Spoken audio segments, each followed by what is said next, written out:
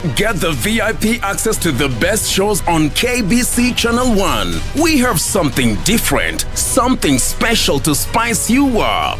Get ready for new, exciting and captivating dramas. Movies. I love the smell. Comedy. I went to the purpose. Huh? Drama. Will he assault the queen in my house, in my presence? News, sports and so much more. Do the things that make you happy on KBC Channel 1. Kupata aliye mzuri kama skiza tune, bonyeza *811 *817 hash. Usiwahi kumwacha mtu mzuri kwa matarajio ya kumpata mzuri zaidi, kwani unaporejea kumtafuta aliye mzuri utampata alishaponyoka na kumpata anayemdhamini. Kupata aliye mzuri kama skiza tune, bonyeza *811 *817 hash. *811 *817 hash.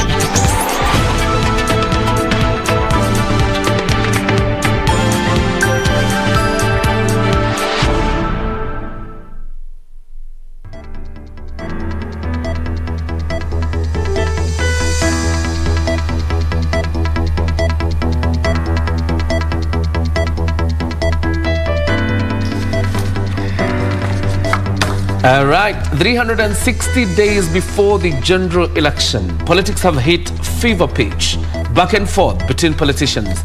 We'll be telling you what they have been saying, from Deputy President William Ruto to the confusion in Mount Kenya. We have the details lined up for you on Sunday Express. Indeed, a weekend filled with politics. Plus, tonight we are also taking our conversation from last Sunday a notch higher. We are talking about how to change the narrative when it comes to gender-based violence, breaking the chains and just changing this particular narrative, because we've observed a trend of increasing cases of gender-based violence that are getting tragic. Just yesterday, Curia, a man was arrested after he was allegedly, accused of having stabbed his wife 13 times. With a knife. Just yesterday. Stabs. As we are talking about this, it's an incident that happened somewhere in Juja in Kiambu County, I believe, when the week was starting. But it sets the pace for our conversation tonight, as we will be talking to Diana Kamande, a survivor of domestic violence, also a widows and women's rights advocate. She'll be telling us more about her own experience, what she learned from it, and how she's using her pain, how she has turned her pain into purpose, helping other women who've gone through this particular journey. All right, and that interview will be coming up later, but first things first, let's have a look at the highlights.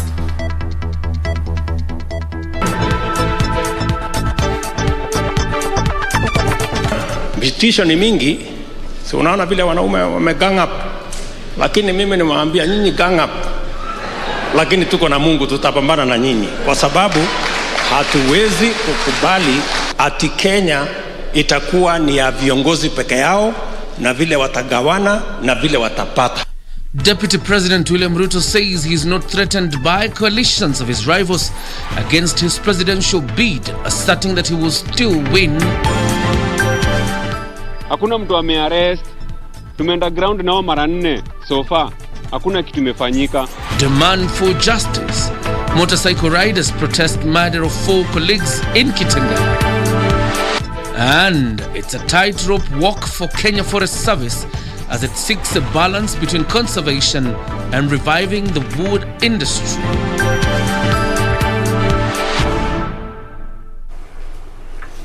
All right, Sunday Express begins right now. My name is Afin Acheng Oma, and our sign language interpreter is Lensa Odingo. And my name is John Jacob Kyoria. Talk to us at KBC Channel 1 at Kyoria at Safin_Acheng. Now, Deputy President William Ruto has exuded confidence of trouncing his opponents in next year's general election, despite their attempts to gang up against him. Ruto says their newfound unity will not stop his ascension to the presidency. Have a look. The meeting between the president and former NASA principals and alliances among the latter have informed the Deputy President William Ruto of intense plans to scatter his presidential bid in the general election next year.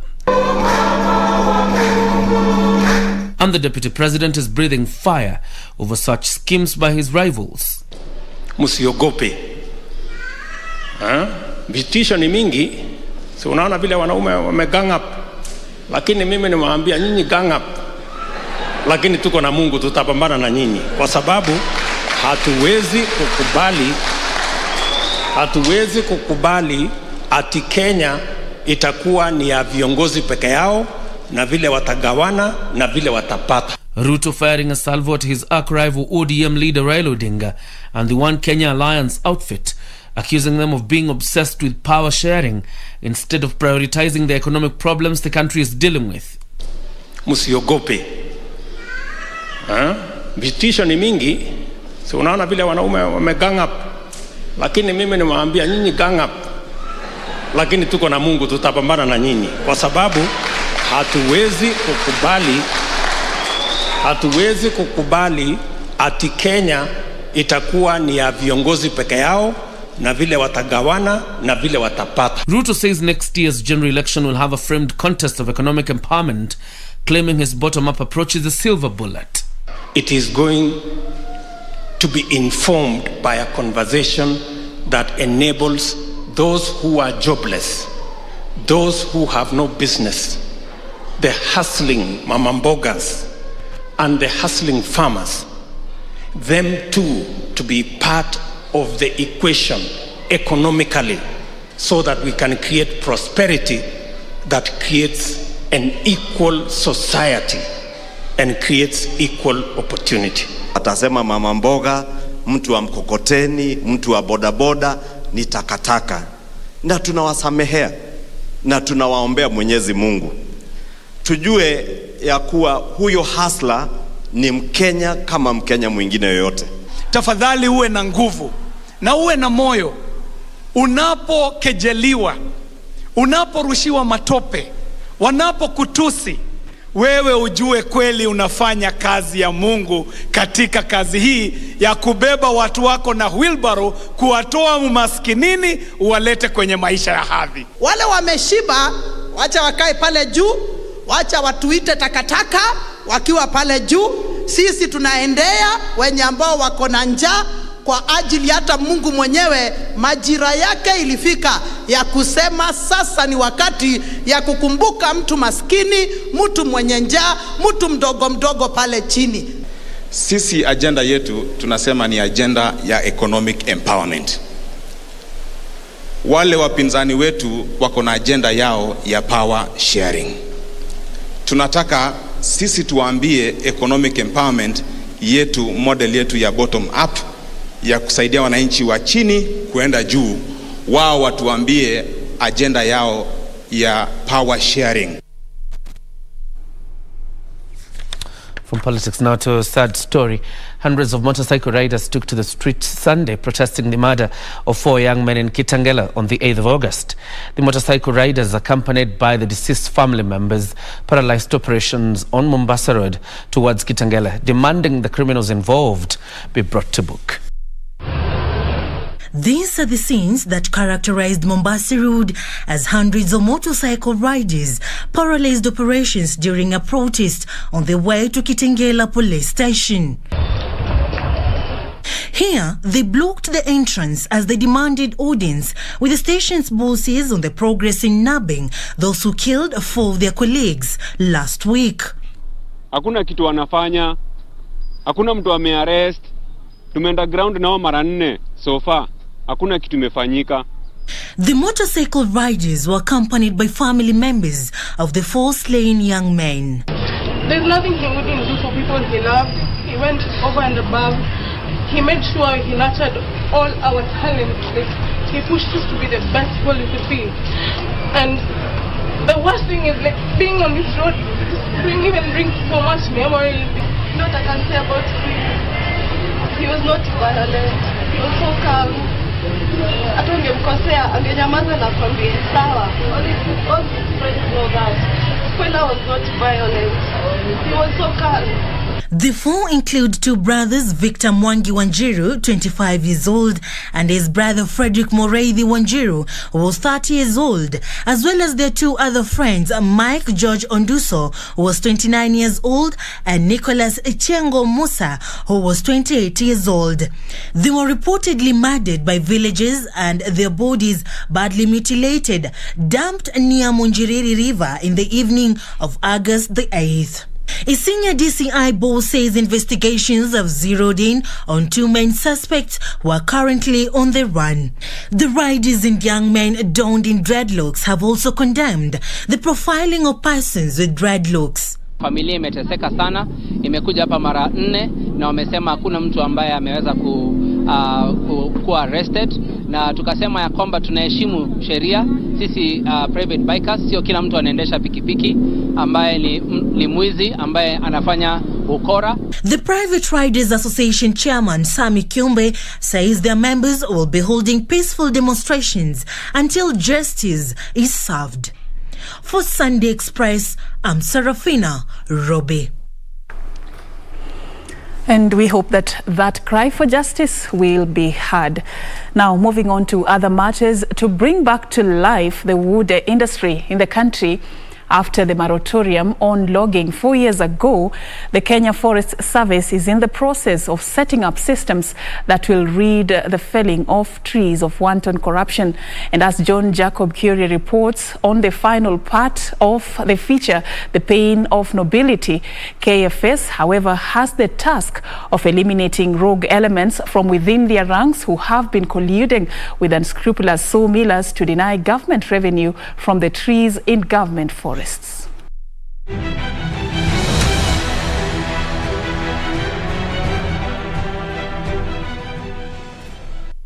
Chief Conservator of Forests Julius Kamau now says procurement for the 5,000 hectares of mature trees allowed in the partial lift of the moratorium has begun and the industry could stabilize soon. The disposal process for the 5,000 has already started. In any case, already we went to the public notice. We invited bidders, not bidders, but people who have interest to do business with the Kenya Forest Service with regards to roundwood, poles, firewood, and other forest products. And we gave them about 30 days to register on that platform, and most of them have registered. And of course, section of the forest industry went to court to object the e-registration. But hopefully that matter was put on rest yesterday, basically. And therefore, we are happy to engage. According to Kamau, most sawmillers have failed to supplement government efforts at conservation, which would bridge the wood deficit in the country, which stands at 10 million cubic meters today. It should not be perceived as if we are working in a different direction. In any case, the commercial forest plantations are developed and their working cycles are set to support the industry. Remember, we have the Big Four agenda, the housing and manufacturing. So we appreciate that. And that's why we are trying to create a good foundation that when we start doing business with them, it is sustainable. For them, they feel safe. They can even go for loan, knowing that I can still be able to access the material tomorrow. That's a plus. Timber industry does not implement a policy. We don't have that mandate. The person who implements the mandate on behalf, who implemented the policy on behalf of Kenyans is the Kenya Forest Service, because it is the body which was established by an act of parliament. The Kenya Forest Service, in the meantime, is installing systems intended to rid the tree harvesting exercise of any corruption. Kenya Forest Service has developed what we are calling an e-registration platform, because we want to go digital. We want to use platforms which do not necessarily have to have a high interaction of our human resource. And that is something that we have done. It was done by entire internal capacity by the Kenya Forest Service. And therefore today we have an e-registration platform on our website that is basically to register all the forest industry players within the industry. But seeing that trees are a renewable resource and the number of mature trees continues to rise, what is KFS doing to trigger success stories from the tree harvesting in coming years? We had a backlog of about 30,000 hectares of the plantations that were cut, felled, but not replanted. And therefore, one of the things that we have been able to do, it is to synergize our resources, working together with the projects that we have to be able to replant and restock these areas. And so far, we have been able to move from the 30,000 hectares backlog to now 14,000. And we continue. And we believe in the next one financial year, we should be able to clear off the backlog, meaning we should be able to harvest and at the same time immediately plant for sustainability, both for the predictable revenue for the government, but also for the forest industry. After government imposed a ban on logging 4 years ago, and even after the lifting of that ban, albeit partially, there's no respite for sawmillers in the country. Much of what we've seen is back and forth between government and sawmillers. But one thing is clear, that the government needs to escalate the conservation measures, because nobody can underestimate the importance of a beautiful ecosystem. But secondly, the government also needs to find a sustainable solution to keep sawmillers in business. John Jacob Curia, Channel 1.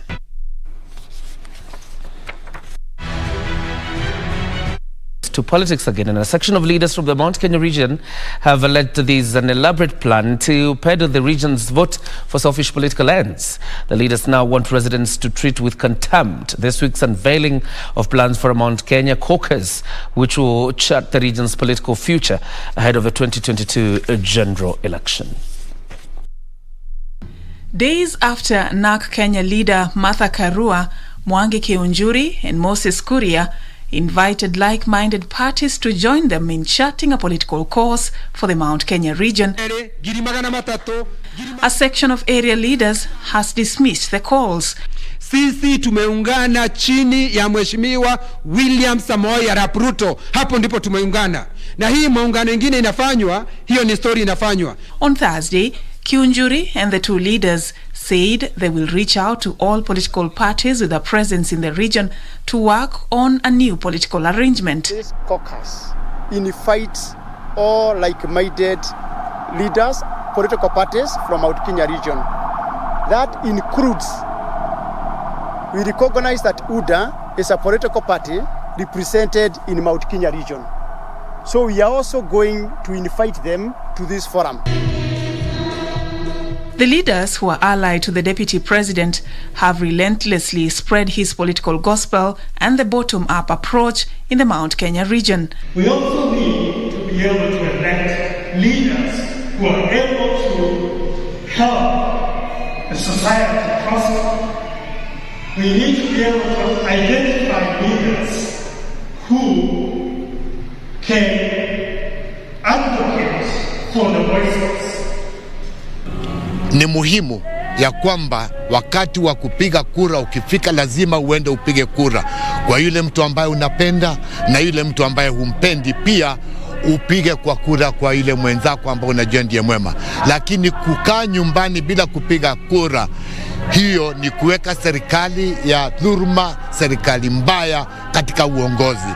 The political atmosphere in the Mount Kenya region appears to be more intense than ever, with leaders seemingly keen on political correctness ahead of the 2022 general elections. Anasikia serikali mpya inanukia, serikali mpya inanukia, lakini amezoea kusema serikali inatengenezewa kwake nyumbani. Na inaonekana hii wale wanatengeneza serikali ile inakuja, wamepindua mtindo, haitatengenezwa kwake nyumbani, ni pahali ingine. Kwa hivyo kama hiyo ndio shida yake, asilete hiyo shida. kwa ODM. Meanwhile, a cleric has joined the 2022 presidential race. Bishop Zablon Karanja Mbugwa of the United Pentecostal Church International says he intends to reach out to all Kenyans to support his bid. Our nation is at a divining moment when we are at war against economic downtrend and a broken aspiration. My government, once elected, will work towards a kneel down with clear working policies out on gainful means of livelihood for all. Bishop Karanja believes he is an alternative candidate from the pack of politicians who have lined up to succeed President Uhuru Kenyatta. And clearly it's going to be a crowded field of presidential candidates. Those who have declared, those who intend to declare, and those who will declare. As we continue in this journey to 2022. Absolutely. Yeah, that's why we are here. We'll be covering every step in this political journey, just to help Kenyans also understand what is happening, who is coming up and who is not. Yeah, we're going to be taking a very short break right now, but after the break, remember, we are picking up from where we left last Sunday. We are talking about changing the narrative when it comes to domestic violence. After our conversation with Diana last week, many have been asking how she got out of that space and moved on with her life, how she picked up the pieces. That is what our conversation is going to be about tonight. And something interesting is that somebody today has said the trend that it is easy to separate without drama.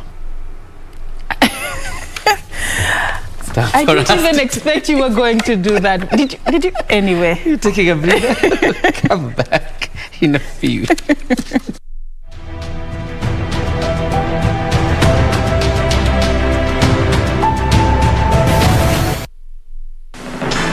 I, Kitile Maluke Mwendwa, do swear that I will well and truly serve the Republic of Kenya in the office of the Chief Justice of Kenya, and that I will do justice in accordance with the Constitution of Kenya as by law established, and in accordance with the laws and customs of the Republic, without fear or favor, affection or ill will.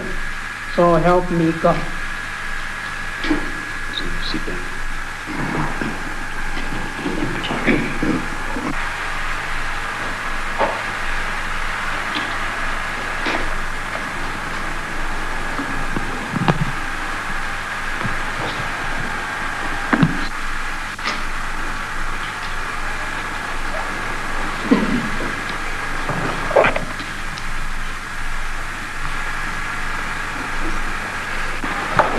This is an historic day for Kenya. I am pleased to appoint you as the first African Chief Justice of the Republic of Kenya, and I wish you well in your future work.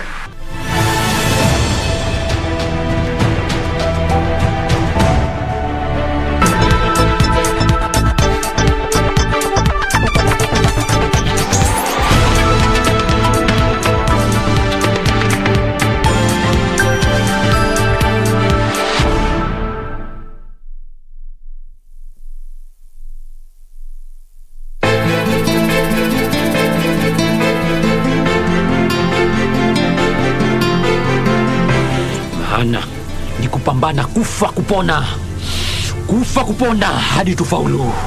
Babaika nini? Mama, nilikuwa na nini? Dingo, tangu tuanze kumzungumzia hujamwita marehemu. Hiyo inaonyesha wazi kuwa bado uko na hisia na yeye. Safari na kuapia ukafanya mimi nikapoteza kazi yangu hapa ndani na wewe upakae. Sauti yake imepotea.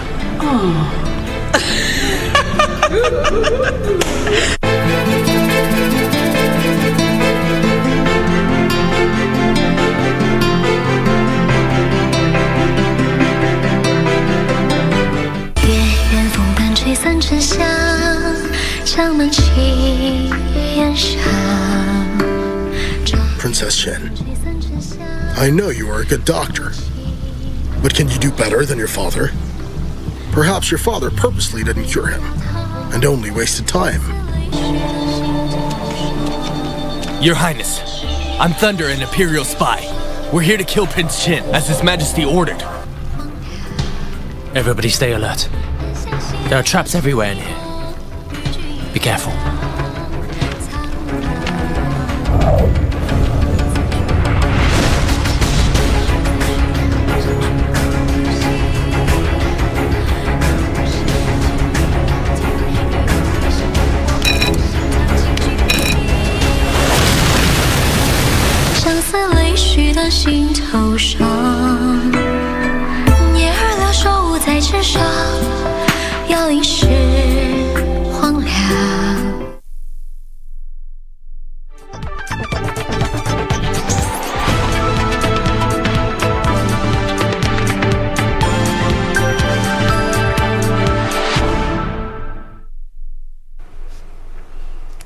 Welcome back, and thank you so much for staying with us. Now we want to cross over to what has been happening elsewhere across the counties.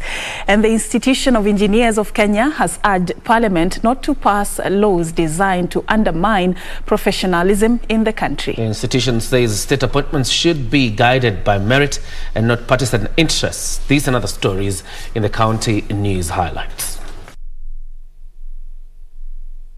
The president of the Institution of Engineers of Kenya has raised a red flag over a push by a section of lawmakers to scrap some specific qualifications required for various appointments in government. This trend of eroding professionals from top positions because you want to open it to every person is not good for this country. Today we are talking about engineers. Tomorrow we are going to talk about those other professionals that I've just mentioned to you. Meanwhile, Baringo residents have been urged to present themselves for vaccination against COVID-19 as cases in the county continue to rise. Leo tunasindikiza watu karibu zaidi ya 6 katika hii sub-county ya Baringo North. Na waomba tuwaendelee kuzingatia ile maadili ya Wizara ya Afya.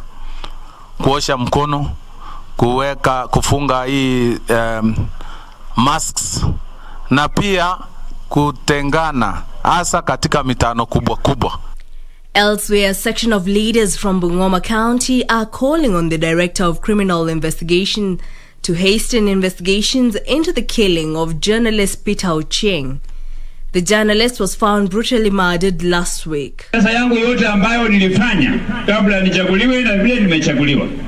Hakuna mtu ambaye anajua siri zangu kuliko strong.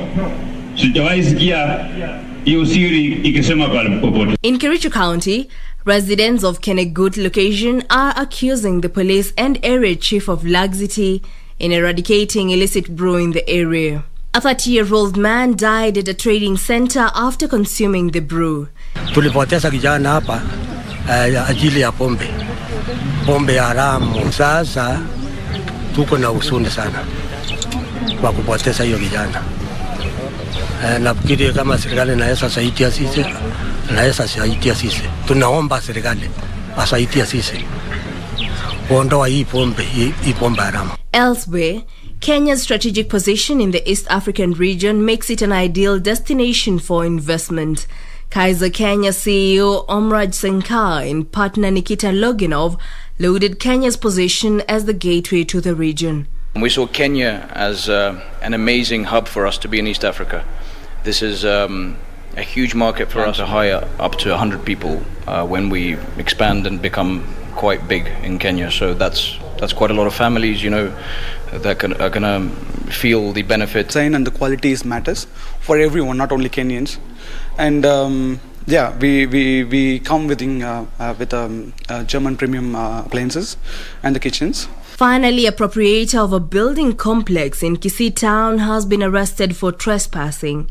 The man had been barred from accessing the property whose ownership is being contested by a bank. The offense that they are charged with is creating disturbance and malicious damage to property, which was a chain that was put at the locks to lock the premises in contempt of a court order issued on 7th of July that was so clear that nothing should happen on the premises at all. Reporting for Sunday Express, I'm Jackie Wambiru. And now Kenya has recorded 789 new COVID-19 cases from a sample size of 5,498 in the last 24 hours. The latest figures represent a positivity rate of 14.4%. 21 new deaths have also been reported, all of them being from audits conducted in June, July and August. 550 patients have recovered from the disease, while another 1,971 are still admitted to hospital. That is 1,971 are still admitted in hospital. Of the patients in hospital, 134 are in the intensive care unit. Globally, over 200 million infections have been reported, with over 4 million deaths. And let's take this forward with the news that Zambian President Edgar Lungu is under heavy pressure to concede defeat after 5 opposition candidates challenged his claims on unfair elections. 64-year-old Lungu, who is trailing opposition leader Hakainde Hichilema by more than 450,000 votes in the results released so far, has issued a statement claiming violence against supporters of his ruling party Patriotic Front PF rendered the presidential elections not free and fair. By the Zambia Electoral Commission showed Mr. Hichilema a prominent businessman, leading with 1,024,212 votes against the incumbent Lungu's 565,523. 5 opposition leaders immediately wrote to the embattled president, urging him to concede defeat. The leaders said President Lungu cannot cry foul because he tried to use his incumbency to tilt the scales in his favor. In its reports, the EU Observer Mission said despite a few cases of political violence, the polls were free and fair. Meanwhile, Haitians are scouring collapsed buildings in search of their loved ones, trapped in the rubble after a devastating earthquake struck the underdeveloped country, killing more than 300 people and injuring more than 1,800 others. The 7.2 magnitude quake flattened hundreds of homes in the Caribbean nation, which is still clawing its way back from another major earthquake 11 years ago, and has been without a head of state since the assassination of its president last month. Finally, the Taliban has reached the outskirts of Afghanistan's capital, Kabul, after taking control of most parts of the country. The Taliban says it has taken the Bagram airfield and prison, once the largest American military facility in Afghanistan, about 40 kilometers north of the city center. The country's interior minister says negotiations have taken place to ensure a peaceful transfer of power. A Taliban statement says fighters have been ordered to remain on the edges of the capital. Earlier on Sunday, militants took control of Jalalabad, a key eastern city, without a fight. For Sunday Express, Yusuf Hilo. Because the Zambian Electoral Commission is yet to declare the official winner or the official results from that election, but we hope they do so sooner, obviously, to bring stability to the nation. It's time for us now to switch to the conversation we told you earlier. We're talking about the solutions to domestic violence and most likely what you should do once you're caught up in such a situation. Over to you, Safin. All right, thank you so much, Kyria, for that. And indeed, you're right. We are just going to be talking about domestic violence and how we are going to be changing this narrative going forward. It's unfortunate what we are witnessing in our society today. And to help us do that is one person who has walked that journey, has been through that particular experience, and is a true definition of your circumstances do not define you. Today she is doing something very different that you wouldn't even tell what she has been through, something that left her with scars. I call them scars of courage because of what she's doing today. I'm talking about none other than Diana Kamande, a survivor of gender-based violence. Thank you so much for creating time once again to be with us. Thank you so much for having me here. All right. So very quickly, in just maybe as an opening statement for this conversation, for them who may not have joined us last week for our first part of the interview, talk to us about your scars of courage, Diana, because that is what has identified and defined who you are today. Just a brief summary of your experience. Thank you so much. My experience has a very long story, but I'm going to narrow down. 19th of April in 2013 is a day that my story changed, and everybody defines me in this country like Diana, the survivor of domestic violence. My husband of 10 years came back home and he was ready to kill all of us. This was a premeditated murder, but we never knew anything about this murder. Thank God I did not die. I was left to tell, but I survived with so many scars. Some of them are still visible, but today I can say it was end of one thing in life, as in my marriage at that time ended there, but it was beginning of something very great. And marriages are ending, Diana, even today. Marriages are ending. But what we have observed today is a marriage ending in a very honorable way. Yeah, true. If you didn't get the opportunity to join us last week to just understand more about what Diana went through, we have that interview uploaded on our YouTube channel, so you can go there and find that first part. But today it's more about picking up the pieces and healing, because many victims, even some who are watching, are really concerned about how do I begin again. And I just want us to begin from a point where after that experience, Diana, actually people were pointing fingers at you. You were accused of actually being involved in the murder of your husband. Tell us a little bit about that and how you dealt with it as you were healing yourself physically and emotionally. It was the toughest time, and one thing I can say is you don't heal alone, especially when you're a mother and you have children, you have parents, you have siblings, you don't heal alone. So it was a long journey, and accusations were all around me. But one thing I purposed, because I would love to tell everybody else, it's a decision you make as a survivor. Everything that you will hear can make you lose your destiny or lose your focus. So I purposed to listen, hear everything, but whatever I had, that was not Diana. That was an image that the society had already carved for themselves. It was like an idol, a Diana idol, the society had carved. I knew who Diana was. I knew my character. I knew I was in my marriage to stay. I knew I was a good mother, and everything else was spoken about me did not define me. It defined me outside there. But to Diana herself, Diana knew who she was. All right, Diana, thank you for sharing that with us. Let's talk about the question why. Because I believe at some point, even other people would ask, why would anyone do something like this? Personally, you had to ask yourself that question, why? Have you ever gotten the answer to that? Yes, I had so many whys, going to bed, waking up early in the morning. My kids, they saw it and they were asking me why. So, and along this journey, you'll realize I never left my children behind. I walked with my kids. We went through counseling for 3 good years together with my daughters. And it was at this point that we came to realize he had a mental problem that nobody had realized about. But we don't want to justify that having mental problem should make you want to eliminate your family.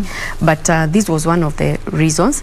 The other reason was could be out of his unfaithfulness in marriage, because I came to realize later on that having stayed with him for 10 years, he had another family for 8 years. A family, not an affair. Not an affair. This was like a family that existed. It was a family. They had children? Yes, they had one child, a son, who was just a cut copy paste of him. There was no need for DNA if such a thing could have arisen.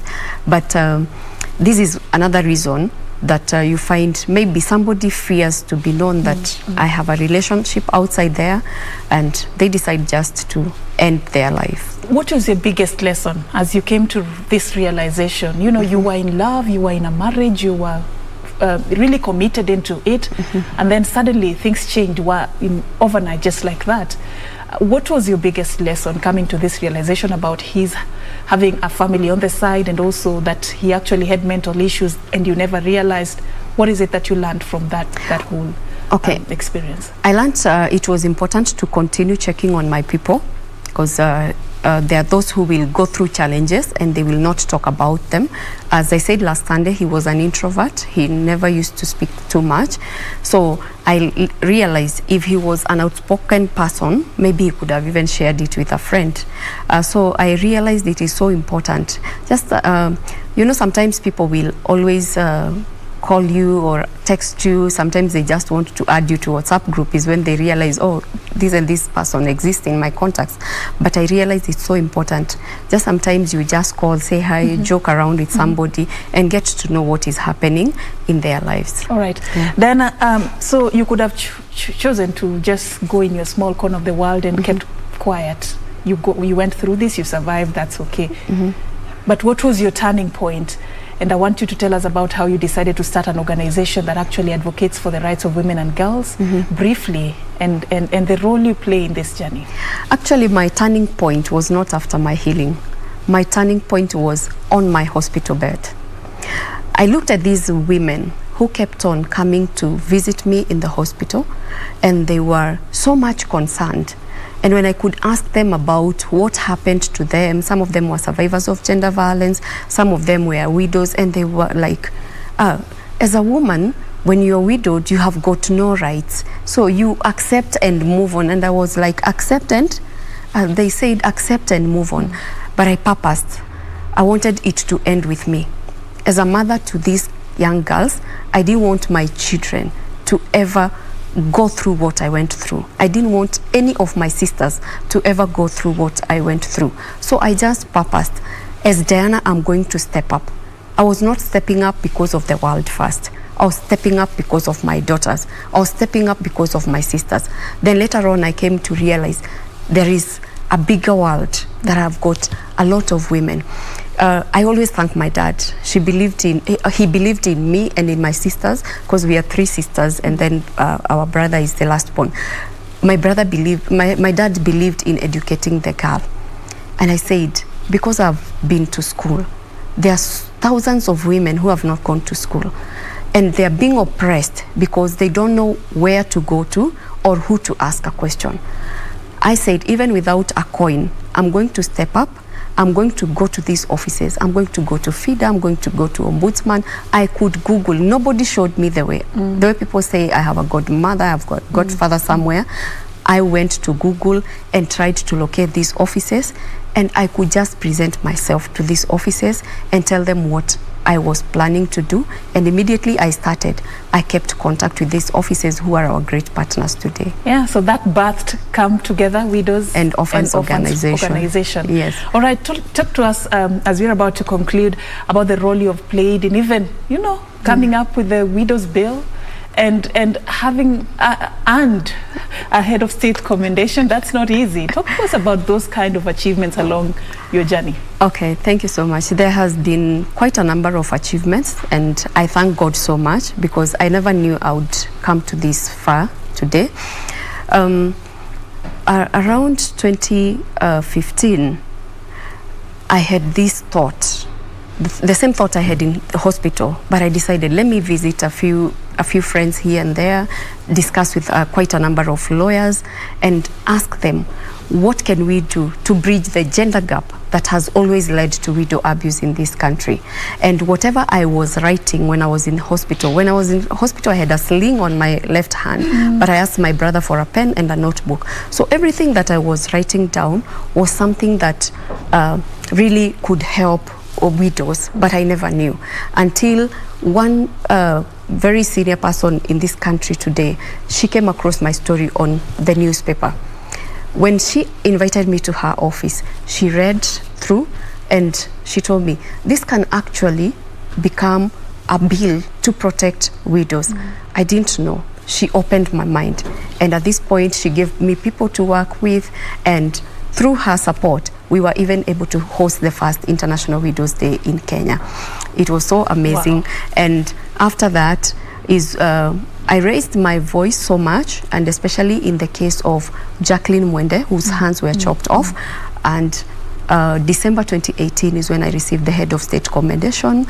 And January of the same year, I had been recommended by the Ministry of Public Service and Gender to be representing widows at the biggest meeting, the largest meeting in New York, Commission Status for Women. And this now opened another international door that has made me receive quite a number of awards internationally. Right. Look at how that journey turned out, just because you chose to be strong and to just bounce back from that very tragic experience that you went through. Yeah. But as we wind up, a woman has been watching you, or even a man, because men also become victims of this particular vice, and they've been relating with your story. They're wondering, where do I get hope? Where do I get help? What do I do in this situation? What would you tell them? I would tell them, do not keep quiet. Every time you keep quiet about your situation, you will end up in depression, you'll be stressed, and then at this point is when you're going to decide to harm yourself or even to harm your loved ones. Speak out, go share with somebody else, and actually we have a number that is being hosted by our State Department for Gender Affairs, 1195. It's a toll-free number.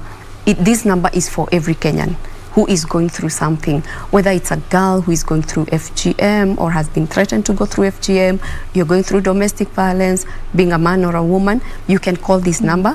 It is toll-free, and you're going to get the necessary assistance. All right, 1195. 1195. 1195. That's a good place to start in case you just want somebody to talk to and to get direction on how you can come out of your situation. Thank you so much, Diana, for creating time for us. Of course, we cannot conclude your story in just sitting here, but you know, you can catch this interview and the other one that we did last Sunday on YouTube, so that you can just begin to get into her world and learn from her own experience. We're now going to be taking a very short break. When we come back, still more to come, including the latest in the world of business.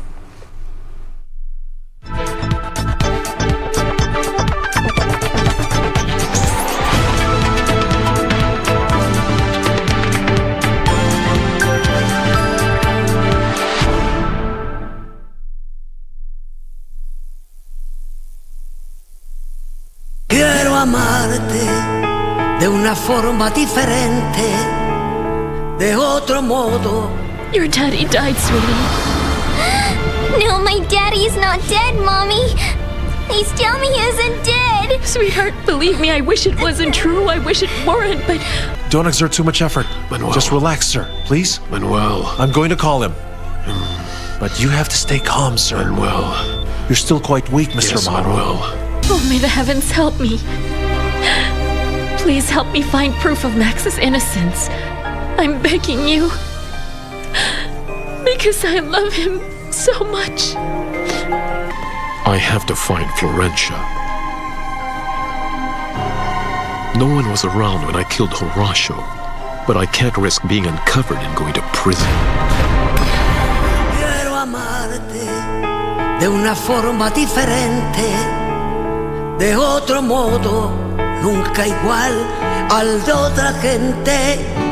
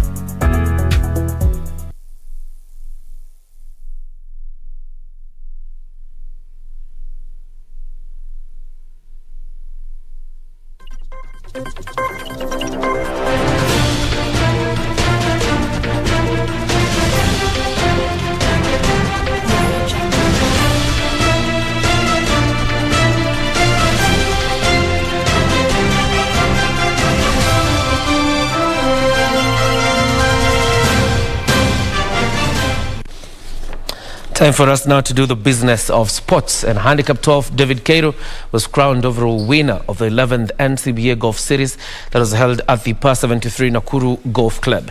He carded an excellent round of 41 points, one ahead of the nearest challenger. The event drew the participation of 109 golfers, taking place just before the series turns its focus to the first of two junior clinics and tournaments in the calendar. David Kiru becomes the 11th winner of the series, booking himself a spot to play at the series grand finale, which will be held in December this year at the Karen Country Club.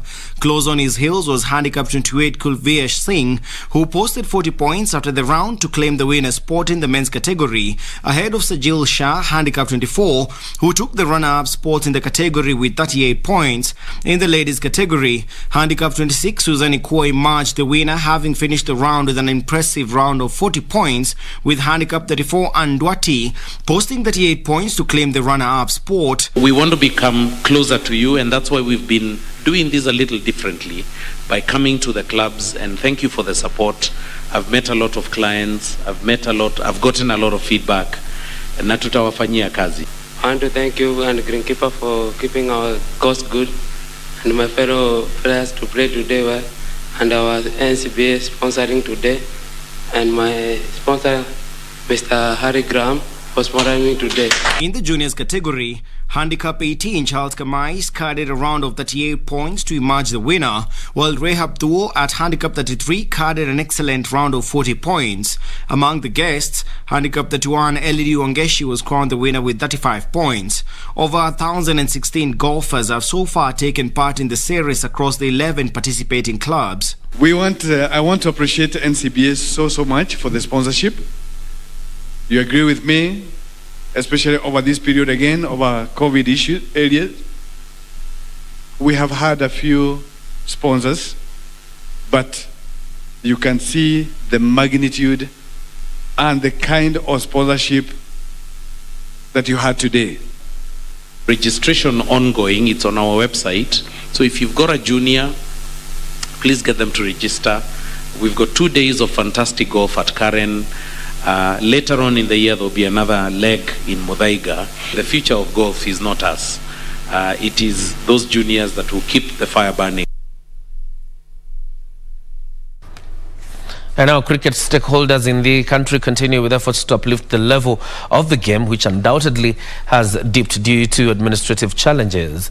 With East Africa Character Development Trust funded by cricket enthusiast that is David Waters, the latest to join the fray by developing school cricket among the underprivileged children, especially in the slums. The trust sources for donations from cricket clubs and teams in England who donate equipment and send coaches to the already existing centres, which are in Kawangware and in Umoja, where they have put up simple cricket facilities in an effort of popularising the game. The trust on Sunday visited Tatu City Primary School, where they opened a facility that will be used by the schools within Kiambu County.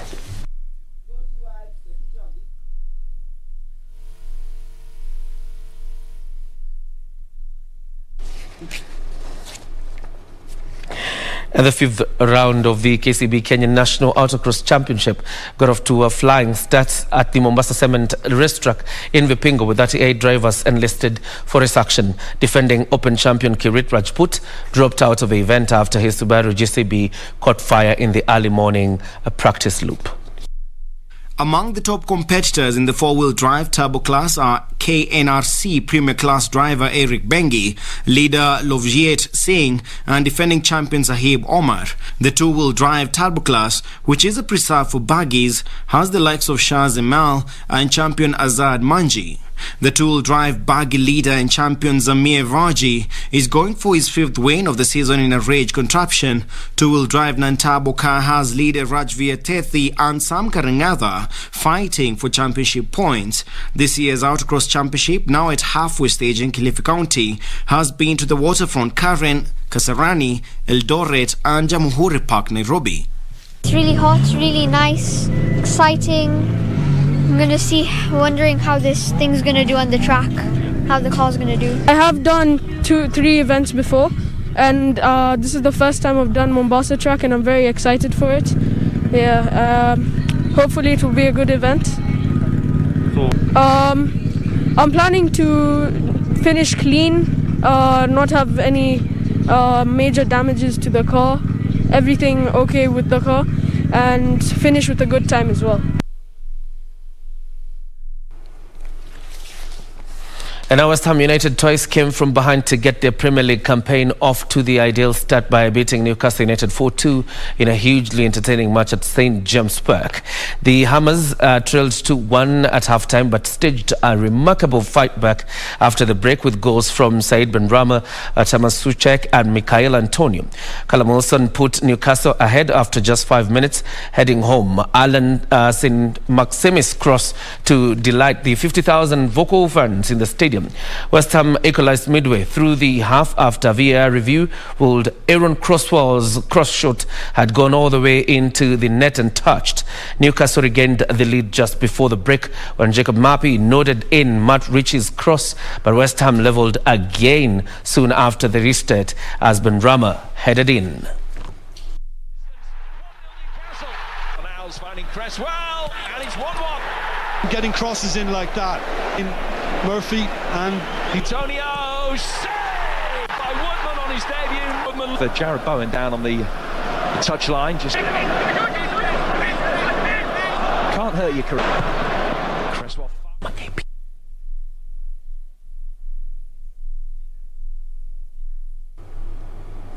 Yesterday, Manchester United was on rampage, hammering Leeds 5-1. Chelsea beat Crystal Palace 3-0. Let's have a look at how the table is looking.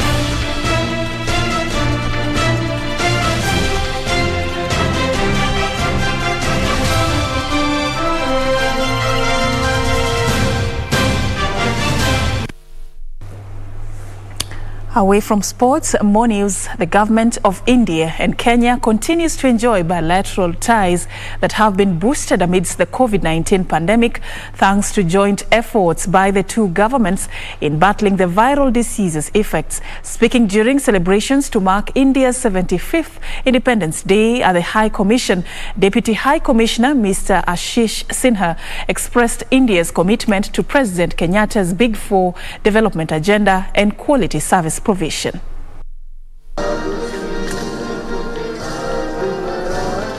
India's acting High Commissioner Ashish Sinha presided over a small ceremony at his residence to celebrate the country's 75th Independence Day. Invited guests were treated to Indian cultural songs and dance. The acting High Commissioner appreciated the bilateral ties that Kenya and India continue to enjoy, adding that India supports Kenya's Big Four development agenda. We have assisted in upgradation of Rivatex factory in Eldoret, creating 2,000 direct and 1,000 of indirect jobs.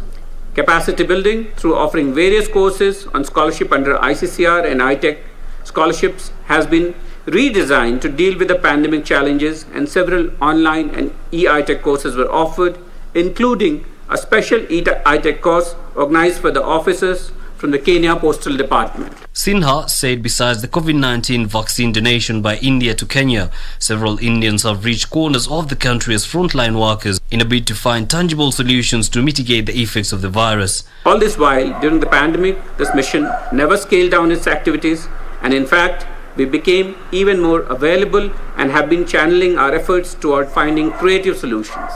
Even our community diaspora members rose to the occasion, and they reached out to nook and corner of this country to provide essential food items and essential medicines, masks and PPE kits. The celebration was held in strict adherence to the Ministry of Health guidelines. Yusufar reporting for Sunday Express. And now 5 men narrowly escaped the wrath of an angry mob in Kitengela after they were accused of attempted kidnapping. The men were waylaid by Boda Boda operators after screams of help were heard emanating from the vehicle they were travelling in. Police arrived just in the nick of time to save them from lynching. Drama unfolded when the victim lowered a window of the vehicle and raised an alarm calling for help from other motorists and motorcycle riders. Boda Boda riders responded promptly and managed to block the vehicle, which was heading towards Isinya along the Namanga road.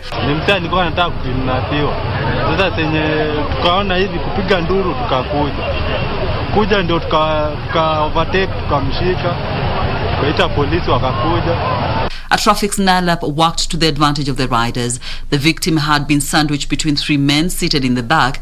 According to the victim, identified as Charles, the suspects had picked him up at Mlolongo posing as police officers. He claimed he had been hoodwinked from a club only to be forced into the car before the driver sped off to Mombasa Road.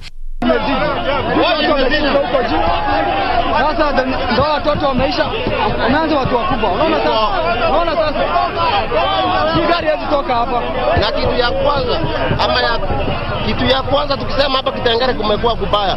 Kama ni ukweli hao jamaa wamekidnapiwa, inafaa askala mwenyewe aendeshe gari. Wajamaa wanasema huyu jamaa hatujamhijabu ni mwandawazimu. Sasa kuona hivyo tukaitana wajamaa na. In their defense, however, the men claimed to be health workers and were taking the victim to a rehabilitation center. The charging crowd dismissed their story, and just before they were lynched, police arrived. The men were whisked away, but not before some jabs and slaps from the irate mob.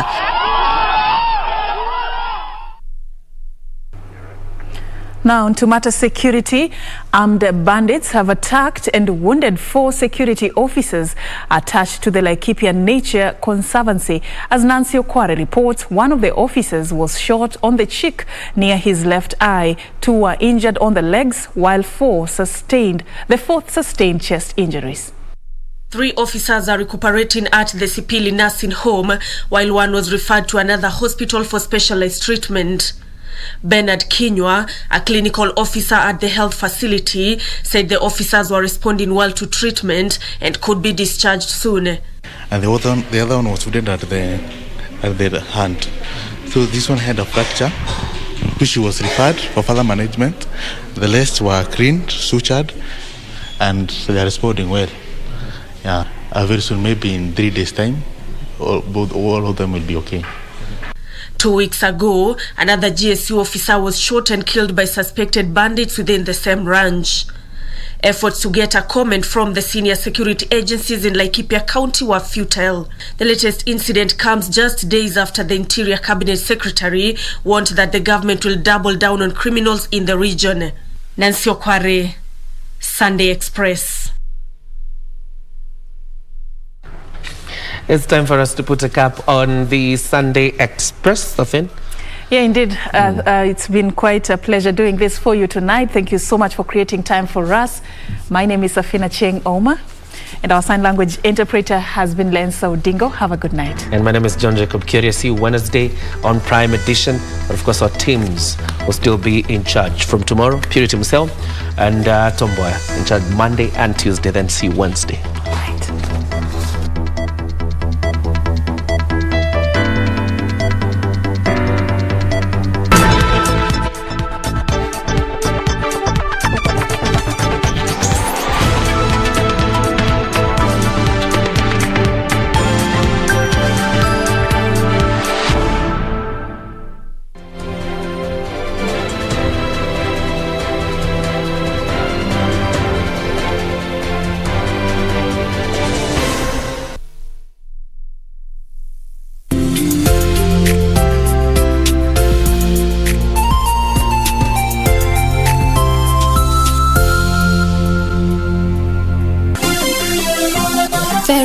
College. Vera Beauty and Fashion College, with branches in Nairobi, Eldoret, Thika and Meru. Did you know that we are a TVET approved institution? We offer courses in fashion design, interior design in soft furnishing, event decoration, flower arrangement, event planning, hairdressing, barbering and dreadlocks, beauty therapy, makeup, nail technology, spa massages, teaching skills, TOT, solo business management, and many more. Register now and visit our website on www.verabeautycollege.com. You can also call on 0725-923-550 Nairobi branch, 0728-087-689 Eldoret branch, 0722-227428 Thika branch, 0725-000-706 Meru branch. Vera Beauty and Fashion College, a TVET approved institution.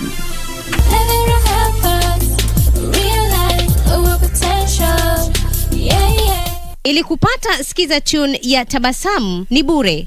Bonyeza *811*965#. Maneno matamu humfanya mtu atabasamu ghafla, na pia mawazo mema huzifanya hali zitabasamu mbele yako ghafla.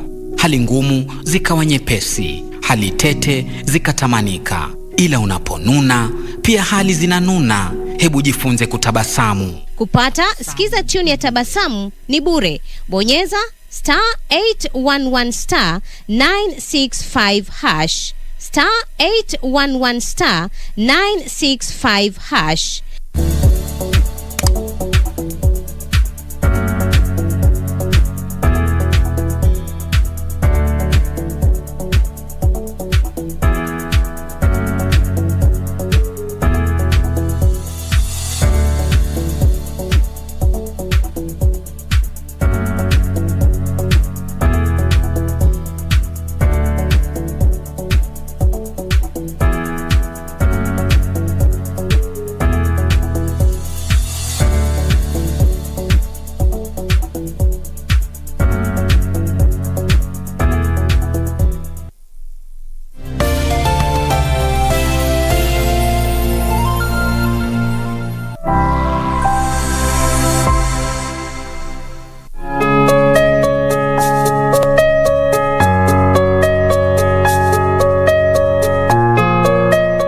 Hello, good people. You know, it's another time to thank God for the amazing work.